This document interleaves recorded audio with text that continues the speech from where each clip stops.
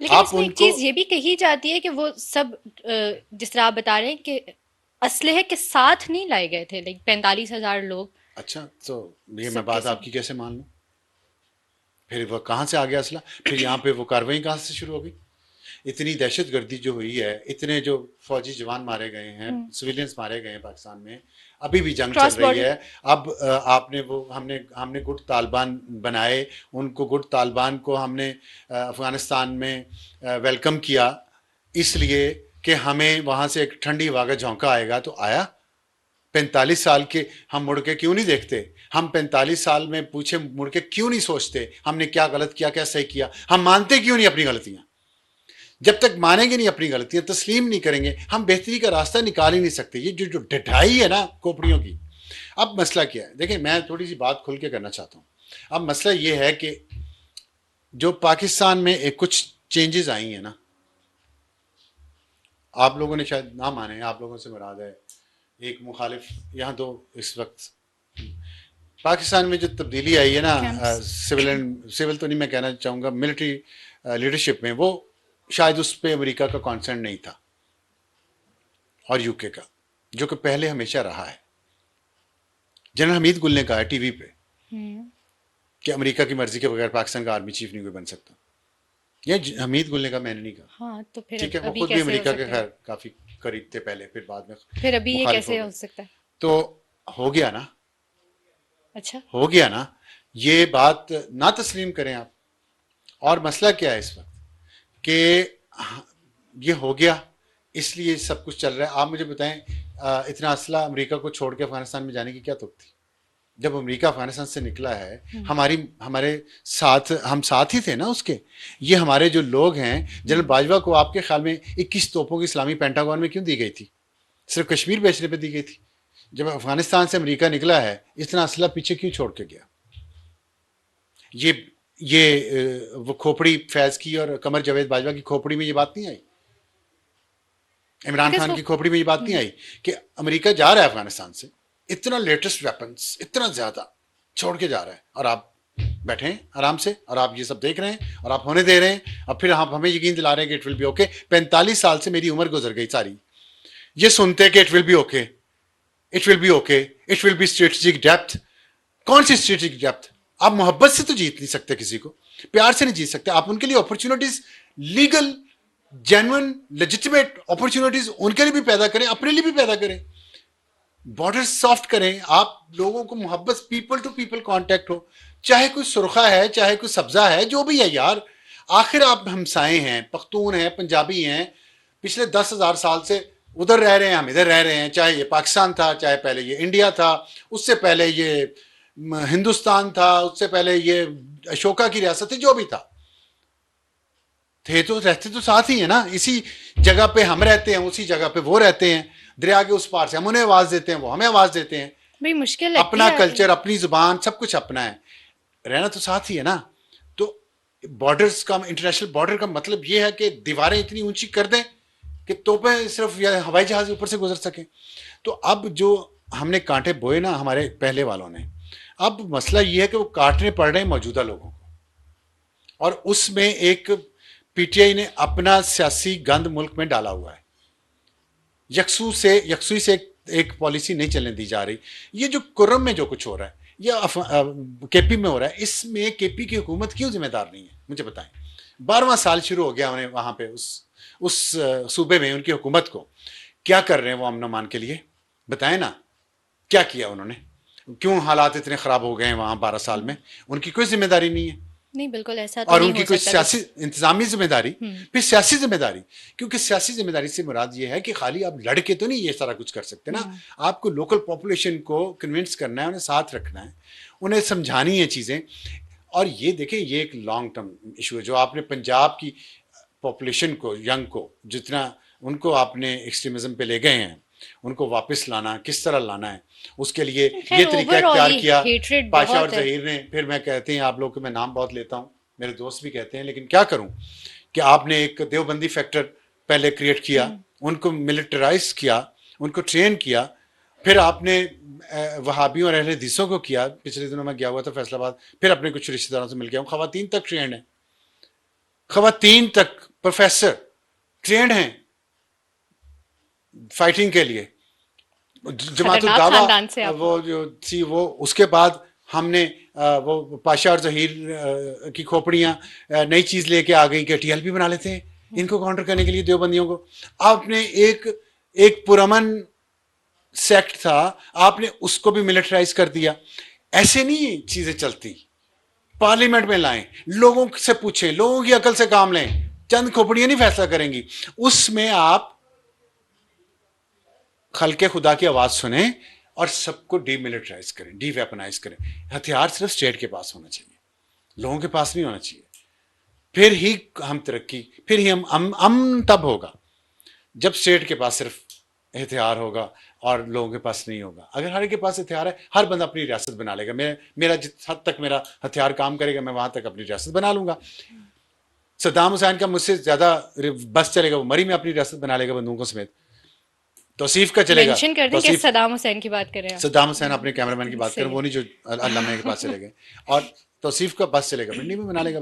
तो ऐसे नहीं कौमें चलती। लेकिन हेट्रेड बहुत ज्यादा, एक्सट्रीमिज्म बहुत ज्यादा, आई डोंट नो कि ये जो कुछ आप बता रहे हैं ये किस हद तक मुमकिन मैंने भी आपको है। बताया इस पे पॉलिटिकल सियासी यकसुई होना, पॉलिटिकल कंसेंसस बहुत जरूरी है, जो पीटीआई नहीं होने दे रही। और मैं इसलिए अमेरिका पहले का रिलीजियस एक्सट्रीमिज्म थी, अब तो खैर पॉलिटिकल पोलराइजेशन भी इतनी ज्यादा जी। है कि हम इकट्ठे किसी चीज के ऊपर हो जाएं, ये तो बहुत नामुमकिन सी बात नहीं, लगती ये है। नामुमकिन नहीं है। ये उम्मीद ना छोड़ें, नामुमकिन कुछ भी नहीं होता। नीयत ठीक होनी चाहिए, मैं सिर्फ ये कह रहा हूँ। सही क्योंकि है। हमारे यहाँ खोपड़ी आफ्टर खोपड़ी खत्म नहीं होती। अभी एग्जैक्टली अभी जैसे ही क्यादत अभी चेंज आपने होती कहा है, ना, लीडरशिप चेंज होती है, पॉलिसी बदल जाती है। आपने कहा ना रिलीजियस इंटॉलरेंस थी, पॉलिटिकल एक्सट्रीमिज्म। इंटॉलरेंस, एक्सट्रीमिज्म हो गया। ये अभी आसिफ गफूर अभी रिटायर हुआ है ना 2 दिन पहले। हम्म। उसने क्या किया इस कौम के साथ? ये जो पॉलिटिकल पोलराइजेशन है इस मुल्क में, उसमें उसका कितना कंट्रीब्यूशन है? आसिम सलीम बाजवा का, राहील शरीफ का, बाजवे इट्स का, कमिंग बैक फैज टू का। देम, अब तो वो मुझे भुगत भी रहे तो हैं। ये जब भुगत नहीं देखें, फिर हम आगे नहीं बढ़ सकेंगे। यहाँ पे शायद एक लाइन ड्रॉ करनी पड़ेगी ना, और वो तभी आएगी जब आपको एक मैसेज आप पहले उससे पकड़ेंगे कि जो हमने पहले किया है, एक लेसन आप पकड़ेंगे कि जो किया है वो हम बैकफायर कर रहा है, अब वो वापस आ रहा है, तो फिर शायद आपके आंखें खुल ख्याल जाएं। में फौज ने लेसन नहीं पकड़ा? अपने ब्रिगेडियर को सजा दी है, अपने लेफ्टिनेंट जनरल को, डीजीआईएसए को पाकिस्तान की तारीख में कभी नहीं हुआ, उसका कोर्ट मार्शल हो रहा है और उसके साथ बहुत सारे लोग पकड़े गए हैं। मुझे बताएं जज कितने पकड़े गए हैं? ये जज, करप्ट जजेस जिनके अब आगे बच्चे जज लगने शुरू हो गए हैं, इनमें से कौन पकड़ा है? किसका किसका एहतसाब हुआ है? किसी एक जज का एहतसाब एक का बता दें। इस्तीफे देके तो सारे भागे हैं, इस्तेसाब तो किसी का ठीक नहीं है, हुआ। वो एक अलग और टॉपिक है। जर्नलिस्टों का देख लें, वो एक अलग टॉपिक मीडिया है। हाउसेस का देख लें।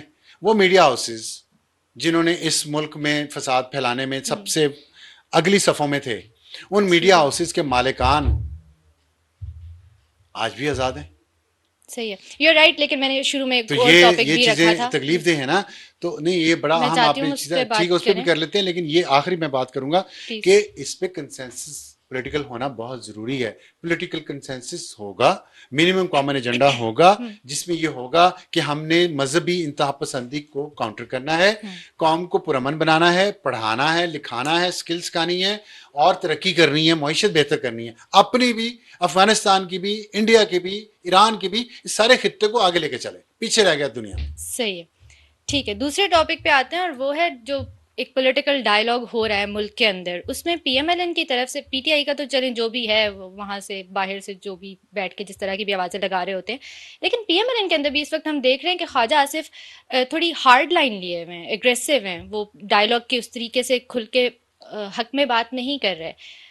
ऐसा क्यों है? क्या दो कैंप्स हैं, डिवीजन है, क्लैरिटी नहीं है कि डायलॉग होना चाहिए या नहीं होना चाहिए? हाँ, 2 कैंप्स तो हैं, इसमें कोई शक नहीं है। अच्छा। और ख्वाजा साहब उस कैंप में है जो आजकल हुकूमत में है। तो हुकूमत में जो होता है, उसके हुकूमत के अपने मफादात होते हैं, और उसमें हो सकता है कि डायलॉग में कोई ऐसी सिचुएशन आए जहाँ पे कोई और किस्म का सेटअप, पॉलिटिकल सेटअप कायम हो गवर्नमेंट लेवल पे। एक वजह तो ये है। दूसरी वजह ये है कि एक स्मोक स्क्रीन होती है कि गुड कॉप बैड कॉप खेलना पड़ता है। सब खेल रहे हैं, पीटीआई भी खेल रही है।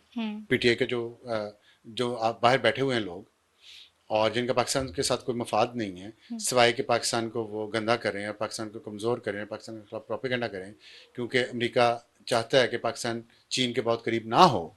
ये कोई छुपी बात नहीं है। अमेरिका को बहुत मसला है इस बात से कि पाकिस्तान चीन के करीब होगा और गवादर की बंदरगाह जो है वो ऑपरेशनल हो जाएगी और फिर यहाँ खत्ते में तरक्की आएगी। पाकिस्तान को गरीब रखना, डिस्टेबलाइज रखना अमेरिका के लॉन्ग टर्म इंटरेस्ट में है।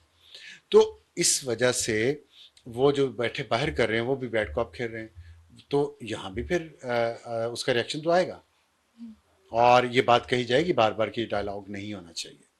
ये इससे जुड़ी हुई जो तीसरी वजह है ना, वो ये है कि मिसट्रस्ट है हर एक को हर एक पे। इस्टेब्लिशमेंट इमरान खान पे ट्रस्ट नहीं कर रही बिल्कुल, और करेगी भी नहीं। अच्छा, करेगी भी नहीं। तो फिर डायलॉग क्यों हो रहा है? बताता हूँ। मैंने वो जो पहले हमने बात की है ना, वो बात इस वक्त जो मिलिट्री की जो लीडरशिप है उसको समझ आई हुई है कि हमें सर्वाइवल मोड में जाना है। हम सर्वाइवल मोड में हैं इस वक्त। हम सर्वाइव नहीं कर पाएंगे अगर हमने ये चीज़ें हैंडल ना की प्रॉपरली। तो इसीलिए मैं अपना पर्सनल ग्रज मुझे साइड पे रखना चाहिए, आपको पर्सनल ग्रज साइड पे रखना चाहिए, इमरान खान को पर्सनल ग्रज साइड पे रखना चाहिए, नवाज शरीफ को पर्सनल ग्रज साइड पे रखना चाहिए जो वो रख रहा है। और वही दूसरा ग्रुप है जो आप कह रही हैं। नवाज शरीफ कह रहा है ठीक है मुज़ाकरात कर लें और मामला कुछ सेट होते हैं। नवाज शरीफ जब भी हुकूमत में आया उसने पुरअमन रहने को तरजीह दी है। आप देख लें 2013 में जब आया, इलेक्शन होते ही जीत के वो इमरान खान को हॉस्पिटल में उनकी आदत करने गया, वहाँ उनके खिलाफ नारे लगे। ये जवाब आया वहाँ से। फिर उसके बाद वजारत उज़्मा का हल्फ उठाने के बाद बनी गाला इमरान खान के घर पे गए ये बात करने के लिए कि हम इस मुल्क को आगे लेके चलें, अगले इलेक्शन में हम और बेहतर रूल्स कर लेते हैं, आपको शिकायत है वो दूर हो जाएंगी तो कर लेंगे। लेकिन इमरान खान साहब ने ये नहीं किया। उन्होंने अपना उसके साथ पाशा जहीर और सब राहिल शरीफ के साथ मिलकर नया काम शुरू कर दिया। खैर उसमें तारिक खान भी था उस वक्त का जनरल। तो ये जो चीज़ें ना ये फिर मुल्क को पीछे ले गई। अब जो ट्रस्ट है ना, ट्रस्ट डेफिसिट है तीनों तरफ में। हुकूमत भी इमरान खान पर ट्रस्ट नहीं कर रही। ये जो हुकूमत का ग्रुप है ना जो हॉक्स का है इस वक्त, जो मुज़ाकरात की मुखालफत कर रहा है, वो कहते हैं इमरान खान पे ट्रस्ट नहीं किया जा सकता। लेकिन हुकूमत के अंदर ही जिसमें नवाज शरीफ भी हैं और आसिफ अली जरदारी भी हैं बाय द वे, और मौलाना फजल रहमान भी हैं, जो ये समझते हैं कि ट्रस्ट करना चाहिए एक बार और इमरान खान पे।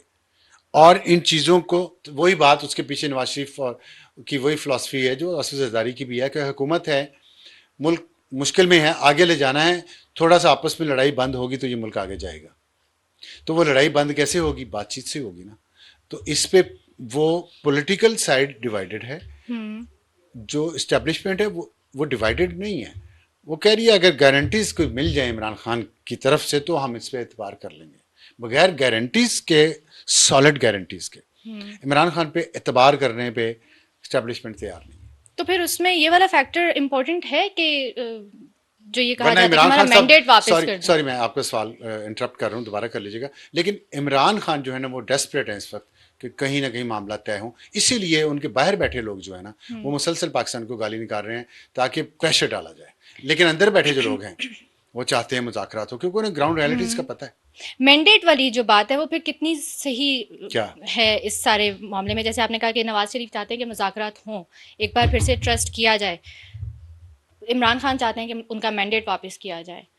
Do you see it as an easy solution कि मैंडेट वापस कर दिया जाए और फिर एक मरतबा इलेक्शन की तरफ हम चले जाएं? मैंडेट वापस करने से मुराद यही कि एक फ्रेश इलेक्शन में हम चले जाएं नहीं, और उसके बाद एक लेजिटिमेट गवर्नमेंट बन जाए। देखें आप इससे ये तासुर अगर देना चाह रही हैं कि मौजूदा गवर्नमेंट लेजिटिमेट नहीं है, तो मैं इस तासुर को, गवर्नमेंट के अपने लोग कह चुके हैं काफ़ी कुछ। नहीं, काफ़ी कुछ कहना और लेजिटिमेट ना कहना ये अलग फ़र्क है, दोनों बहुत फ़र्क है।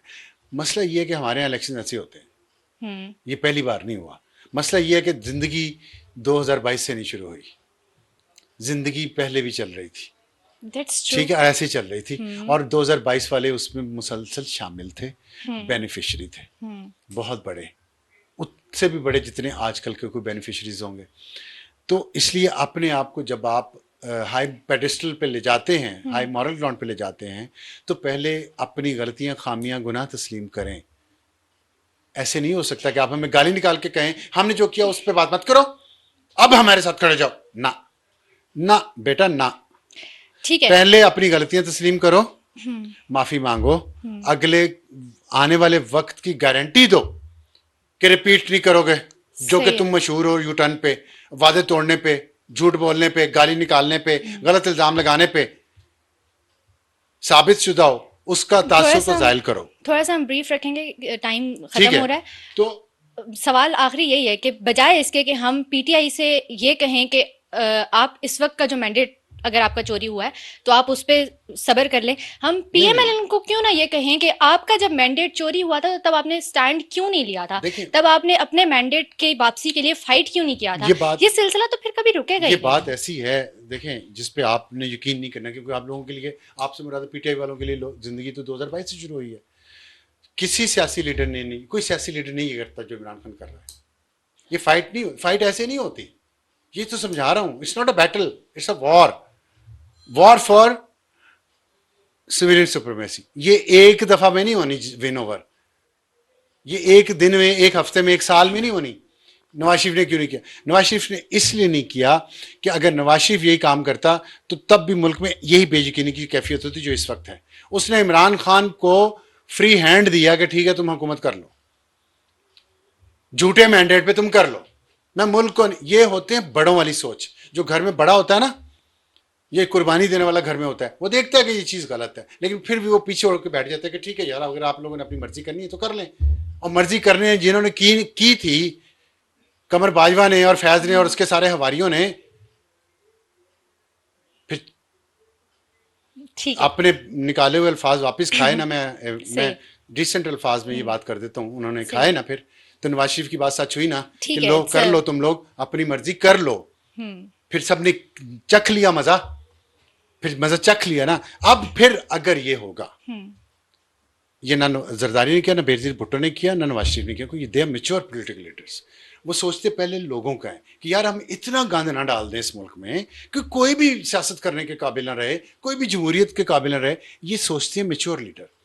ये जो है ना आप लोगों का ये वहम है कि हम खड़े हो गए अब अपने हक के लिए, तो हक के लिए तब खड़े होंगे जब आपका माजी साफ होगा, जब आपका ज़मीर साफ होगा, जब आपकी स्लेट साफ होगी, जब आप पे केसेस नहीं होंगे इस तरह के जिस तरह के दूसरों पे थे। सही। उसके लिए टाइम लगता है, वो आपने देना नहीं। तो अब ये जो है ना मैंडेट वापसी की बात, ये एक निज़ाम है जो गलत है, फ्लॉड है। उसी निज़ाम के जरिए आप जाएं, उसमें ट्रिब्यूनल्स में, उसमें देखें। कासिम सूरी जो है डिप्टी स्पीकर, कितने साल रहा डिप्टी स्पीकर? हारा हुआ, हाँ, ठीक है। हारा हुआ था ना, इसी निजाम में रहा ना। तो अब वो उस वक्त नहीं याद आया इमरान खान को और उसके सपोर्टर्स को कि यार हम सिस्टम ठीक कर लें। नवाज शरीफ नहीं भी शोर मचा रहा तो बेइंसाफी का तो पता था ना सबको, तो किसी ने इंसाफ दिया। सही है। तो ये, और फिर दूसरी बात है 2017 में हमने जो ये पीटीआई ने जो गलती की है ना, उसके सपोर्टर्स ने नवाज शरीफ को जो गिराया है, जो हाइब्रिड निजाम आप लेके आए हैं, तो ये अब हाइब्रिड निजाम आपने स्टेम किया, स्टेम कर दिया आपने, मजबूत कर दिया। वो ऐसे नहीं टूटेगा, टूटेगा तो सब गिर जाएगा। स्लोली एंड ग्रेजुअली, बातचीत से, पुरअमन तरीके से इस बहरान में से निकले।